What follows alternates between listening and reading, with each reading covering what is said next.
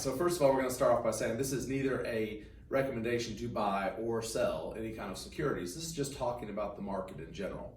Let's talk about just the last 5 days. And we're writing this on Monday morning, okay, March 2nd.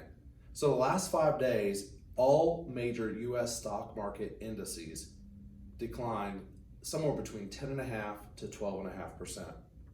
And the only other times that the S&P, I looked this up, the only other times that the S&P 500 declined 10% or more in a week, and this is kind of interesting, you're going back to October 87, I was 12, a long time ago. We've got April 2000, I was in the business, I don't remember. September 2001, yep, remember that one, not fun. And October 2008, that was a miserable time too. And then this last week. So from the top to the bottom, we've had over $5 trillion before the market opened this morning, right? That's been sucked out of global markets worldwide, including the United States. And in fact, every major index in the world, as well as ours, is down at least 11% since this correction started from the market top. Another interesting thing is right now you have this flight to quality in the sense of the rest of the world is very scared of what this pandemic coronavirus could do. And so there is a flight to quality with bond money as well. In fact, there's been so much money pouring into the United States, our 10-year treasuries for United States treasuries are near a record low as I speak. And to talk about that, what does that mean? Well, it just means the rest of the world is saying we don't want to hold our money in our country. We think the United States is a lot safer bank to put our money in and hold it there safely for us. And so they're actually moving their money to us.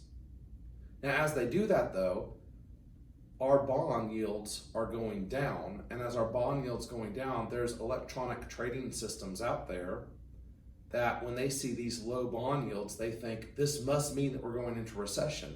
Nobody knows if we're going into recession or not.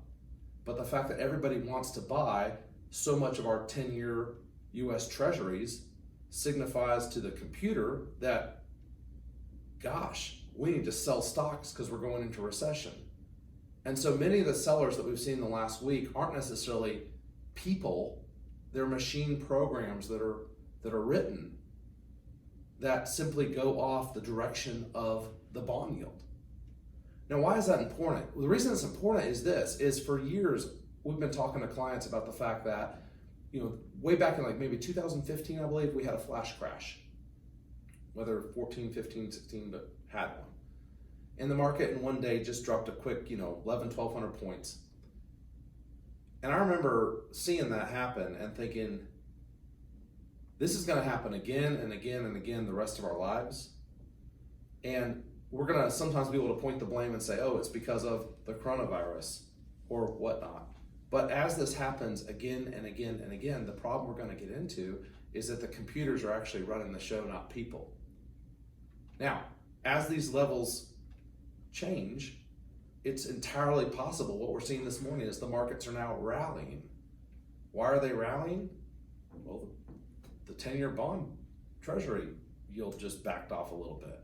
And as it did, the computer comes in and says, oh, now we got to buy. We're going the other way. Again, I didn't push any buttons. I didn't do anything. I don't know if you did. But the markets are simply gyrating back and forth. A large part of this is also just based on the unknown. Nobody knows what the full extent of the coronavirus will be. I mean, if everybody would just use hand sanitizer, Lysol, wipe their hands when they use the restroom, that would eliminate a lot of it right there. But the reality is we live in a world with the rest of the world doesn't consider that a requirement, even though when you walk into our local YMCA, there's hand sanitizer every which way you look. So the question becomes, is it better for the United States just to close our border completely and not let anything in to protect ourselves? Or is it better for the coronavirus just to be allowed to kind of roam the world so that it's everywhere? And then if it's everywhere, we don't really have to then shut borders. We don't have to stop commerce or trade. We don't have to cancel airline flights. It's just one of those present dangers. No different, I would say, than the flu we've had in America this year. That when you are traveling, if you choose to wear a mask or not, you choose to wear a mask or not. If you choose to sanitize your seat on an airplane or not, and tray table, you choose to do that. If you choose to use hand sanitizer after you've been playing basketball at the Y, it all comes down to personal choice.